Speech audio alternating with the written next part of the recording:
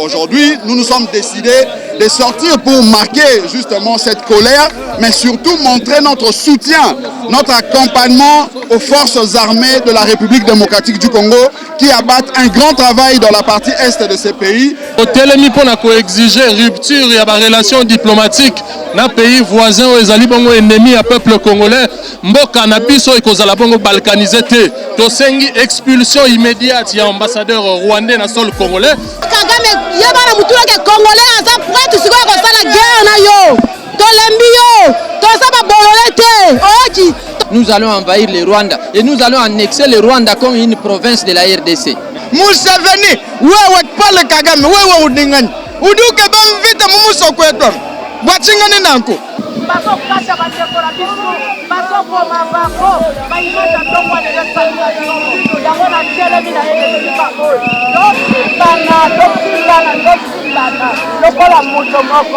Laissez-nous passer. Maintenant on ne protège pas. Et c'est toi qui protège. Le Rwanda qui va te récupérer. Il va te tuer. Il va t'assassiner. Il va massacrer nous. On va faire la guerre parce que nous voulons la paix. Lalo tombe na kaka ambassade ya Rwanda te.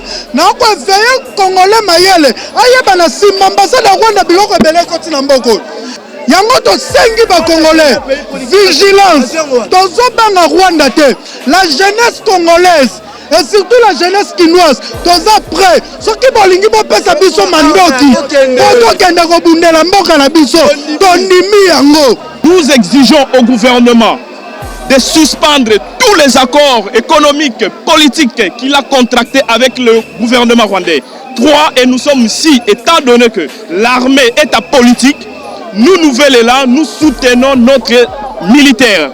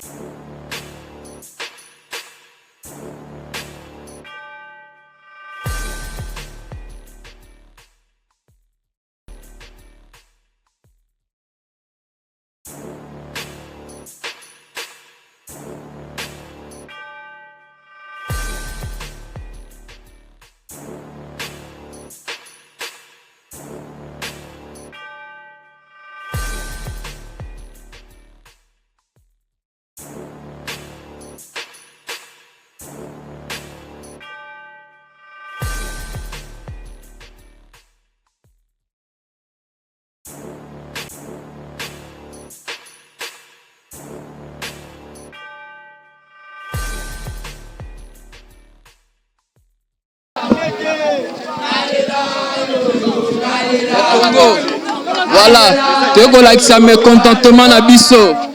Voilà, et puis qu'on soutenu le FARDC, le Force Armée.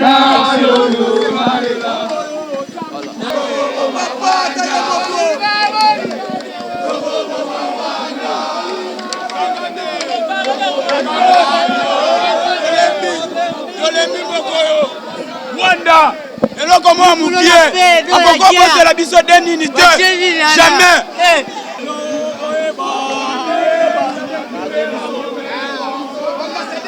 Toboyi bango, toboyi Rwanda basonga na mboka na bango. Toboyi bango tolingi la paix.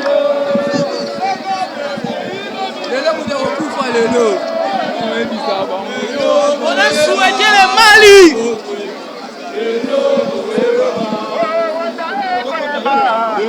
La guerre au Rwanda, au besoin d'annexer le Rwanda au Congo. Bonjour. Bomoni mobilisation ya peuple lelo, ba papa, ba maman, bilenge nyonso ya nouvel élan. Totelemi pona ko exiger rupture ya ba relation diplomatique na pays voisin o ezali bongo ennemi ya peuple congolais o tobengi Rwanda. O ezali butu moi ko déstabiliser partie est ya mboka na biso. Tolobi ete ezali likambo ya mabele, mboka na biso ekozala bongo balkaniser te. Tosengi expulsion immédiate ya ambassadeur rwandais na sol congolais, pe ko benga ambassadeur na biso na Rwanda azonga sikoyo. Esengeli na biso to bunda pona mabele ya mboka na bongo to besengi na bato bazali ko kamba mboka na biso. Bacha mosolo pona armée na biso ezala na ba moyen pe équipement ya ko détruire mboka wana pe ko annexer Rwanda o ezali bongo pays moko ya moke. Nous marchons premièrement pour montrer notre désapprobation à ce qui se passe dans la partie est de notre pays. Comme vous le savez, depuis plus d'une décennie, la République démocratique du Congo, notre pays, fait l'objet de l'agression de forces négatives qui sont soutenues par le Rwanda. Et aujourd'hui, nous nous sommes décidés de sortir pour marquer justement cette colère, mais surtout montrer notre soutien, notre accompagnement aux forces armées de la République démocratique du Congo qui abattent un grand travail dans la partie est de ce pays et exiger à ce que les moyens soient mis à leur disposition pour mettre un terme, pour finir cette guerre de la partie est de notre pays.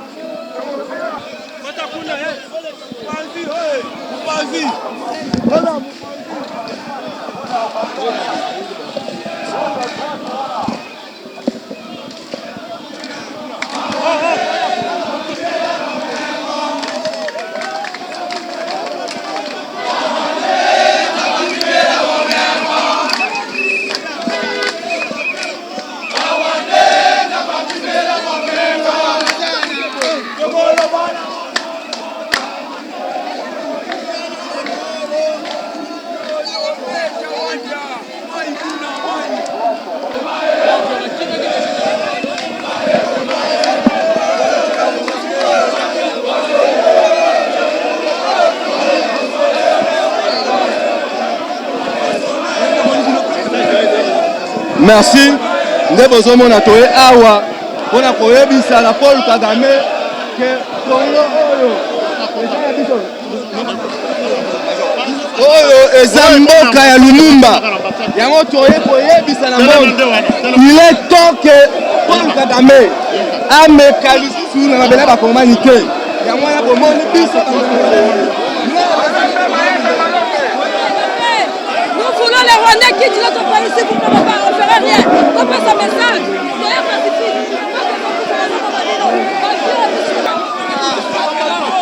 Trop c'est trop, on nous tue comme des animaux, trop c'est trop, on dit non, c'est fini, on dit non, trop c'est trop.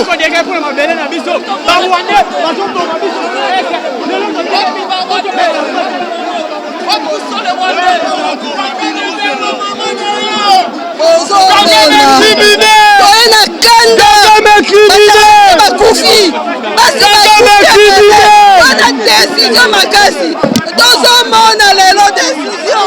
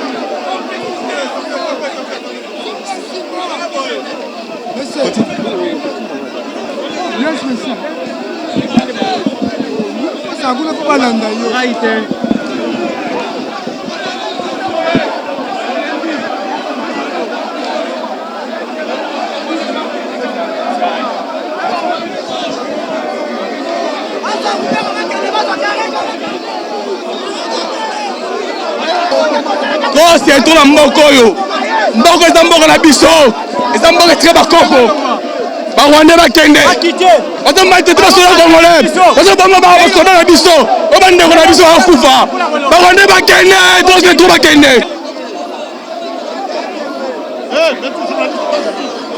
toye kuavertir yo zwa ezongisa na Rwanda avant tosala mabe mabe ekoma te zwa ambassadeur ezongisa na Rwanda yebake yo Kagame yebana mutulake congolais aza prête sikoyo kosala guerre na yo tolembi yo toza babolole te oji toza na armée ya makasi ya koleka meme ya yo ya Rwanda lokola totikelaki yo te osakani na biso sikoyo ekomi ta Congo eza prête ya kosala guerre na yo Rwanda tokobundisa yo mpe tokoboma yo na maboko na biso longola ambassadeur no na Congo azala lisusu te toye lelo na kimia mbala nsima toya kosimba ye tokozongisela ebembe yakozoya na malembe akende tokoyi s'il vous a dit laissez-nous passer mais non, on ne protège pas et c'est toi on te protège les Rwandais quand il va te récupérer il va te tuer il va t'assassiner il va massacrer à la police et à l'armée. Vous êtes de parents, vous êtes des hommes. Aujourd'hui, il est inadmissible que vous partiez à Rwanda en train de faire la guerre à l'est du pays, que vous mourrez comme c'était dans la boucherie. Yango on a les raisons pour lesquelles tu as manifesté devant Bango pour te prouver Bango désarroi na biso. Bakoki jamais que citoyens congolais, la police, l'armée et les populations comme des mouches. Yango on a les raisons pour te manifester. Avec les Rwandais qui sont en train de nous massacrer, du fait que nous avons de l'or, nous avons du coltan, nous avons les minerais, la communauté internationale avec votre complicité, nous avions pris acte. Mais un jour, vous allez aussi regretter pour dire, mais on a perdu la RDC, pourquoi? Du fait que vous êtes complice et vous êtes incapable de dire à M. Kagame de cesser avec des tueries. Ce sont eux qui nous ont demandé, avec l'opération turquoise, de dire non, recevez les Rwandais. Et aujourd'hui, les Rwandais sont en train de nous massacrer avec monsieur le président de l'Ouganda, monsieur... Est-ce que vous savez qu'il y a des accords respectés entre la RDC et la Rwanda? Oui, nous savons qu'il y a des accords que nous devons respecter entre la RDC et le Rwanda. Mais la RDC n'a pas agressé une nation qui est son voisin. Non, la RDC est en train de respecter les accords. Mais Museveni, avec Kagame, ne respecte pas les engagements. C'est pourquoi ils nous font la guerre. Nous prenons acte. Nous acceptons qu'un jour les Rwandais aussi nous attaquent officiellement. D'abord du point de vue poids démographique, nous allons envahir les Rwandais et nous allons annexer les Rwandais comme une province de la RDC. L'ambassadeur rwandais quitte la nation congolaise sans délai. Et d'ailleurs, je demanderai au gouvernement de construire un mur qui va nous séparer avec les Rwandais. Ils sont des Africains, mais ils ne nous aiment pas, ils sont en complicité avec... Non, mais quand vous dites que les Rwandais et les Rwandais sont nos voisins, nous acceptons. Un voisin qui ne respecte pas son voisin, alors on doit s'en finir. Nous devons tout faire pour mettre la fin. Et par la guerre, nous sommes prêts. Nous sommes prêts. À tous les Congolais là où ils sont à travers le monde, que la RDC restera notre nation. Nous avons tout intérêt de protéger notre nation. Nous avons qu'une seule nation qui est la nation congolaise. Soyez vigilants. L'ennemi est déjà entre nos pieds, entre nos murs. Nous devons en finir avec l'ennemi. Notre ennemi, c'est qui? C'est Kagame avec son gouvernement. C'est le Rwanda. Donc nous devons tout faire pour mettre fin avec cette bêtise. La guerre aussi résout beaucoup de problèmes. On a parlé avec nos bics, on a parlé avec nos papiers, on a signé des accords, mais rien ne se passe. Vous êtes là, vous êtes témoins. Rien ne se fait.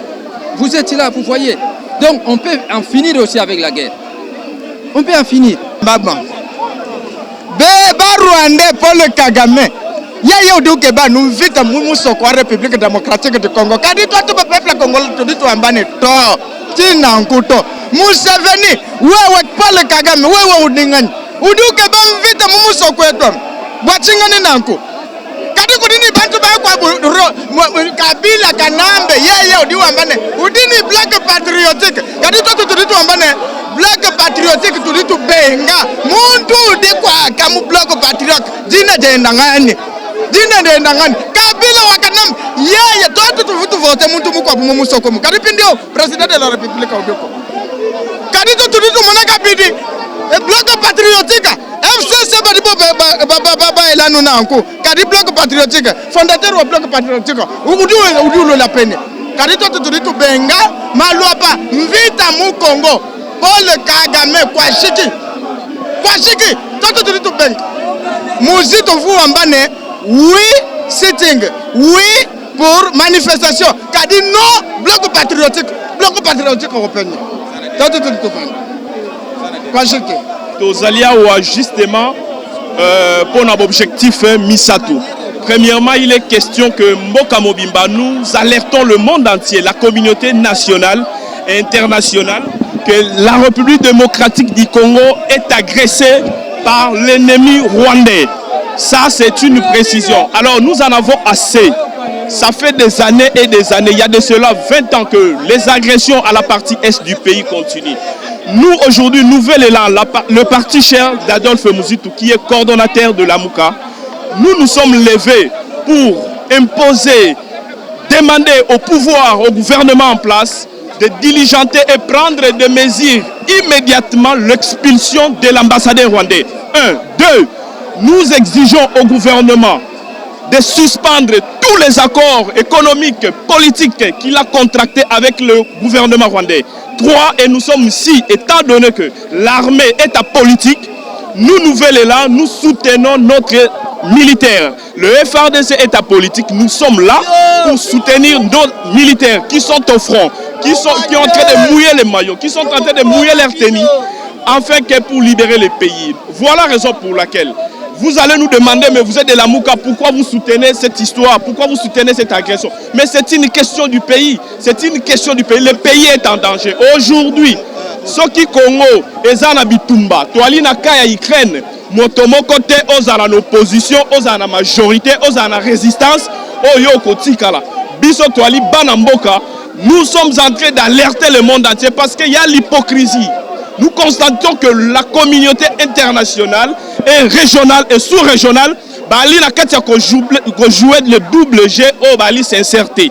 Alors, étant donné que le gouvernement, le pouvoir ne sait pas communiquer valablement, ne donne pas une position claire, voilà la raison pour laquelle le pouvoir émanant du peuple, nous comme peuple, Nouvel Élan comme peuple, nous nous sommes levés pour soutenir nos FRDC qui est au front. Voilà la raison pour laquelle c'est un message que nous avons lancé au monde et que tout le monde s'élève. Parce qu'aujourd'hui, si la communauté internationale, la seule arme, la communauté internationale est bangaka et elle peuple, pouvoir est là, peuple n'a pas tellement, peuple n'a pas kabwana, tetos à la bomoko, tant au bengana ba Rwandais, ti na katsiamboka na bango.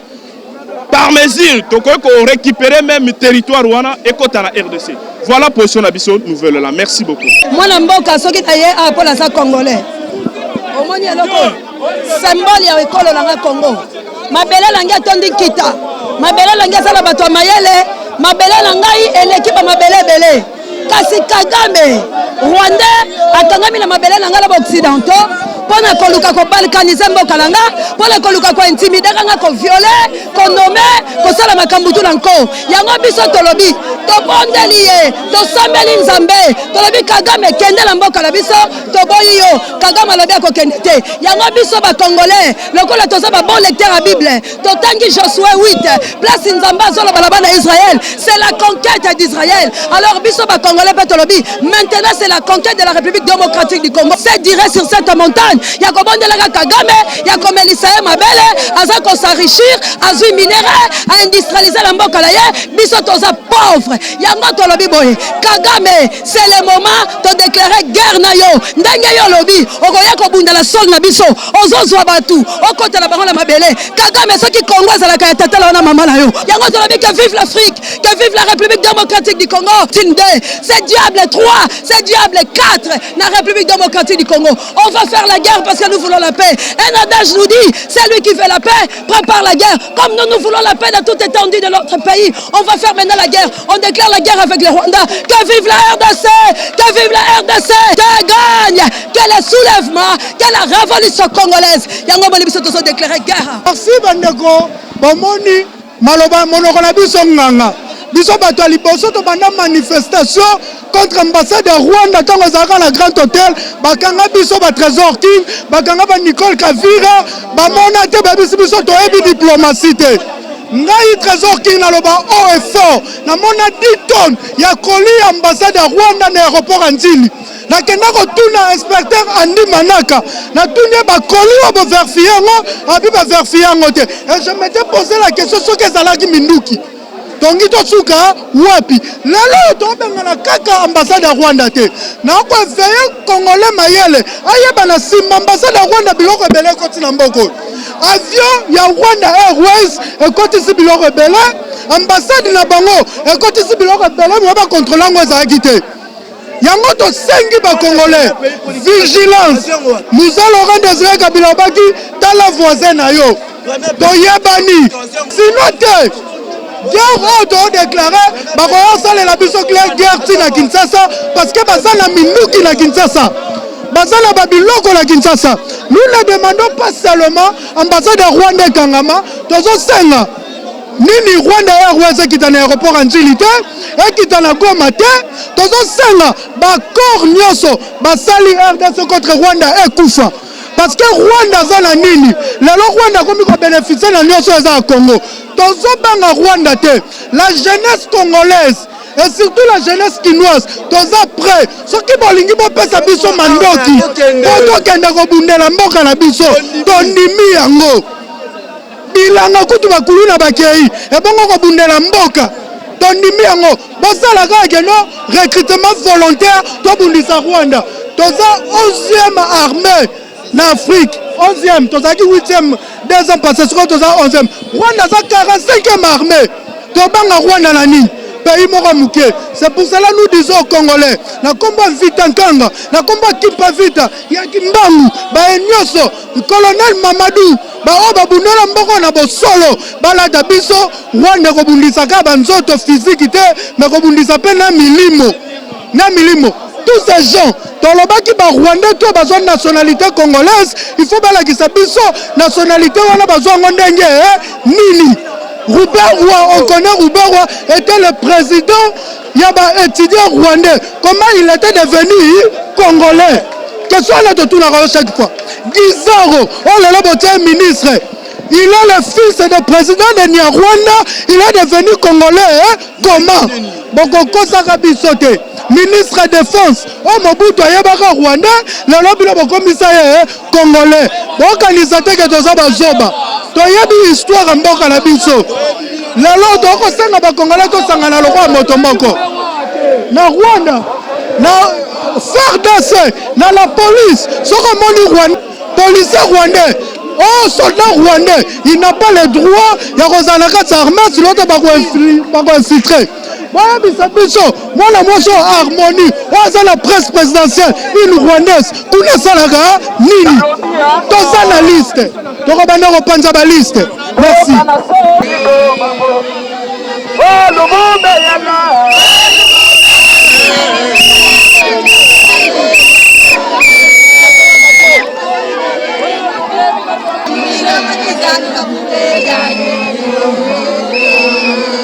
Papa Muzito yokoswa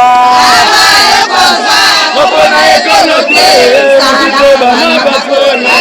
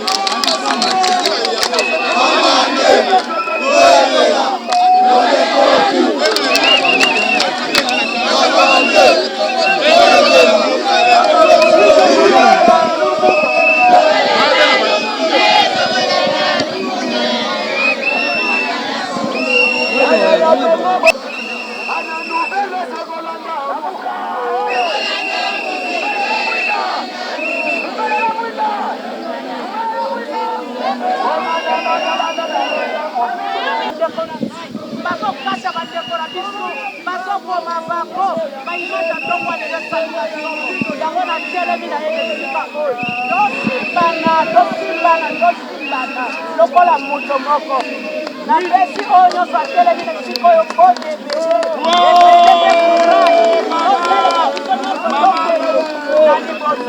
voilà un peu, merci la ville. Ouais, maman,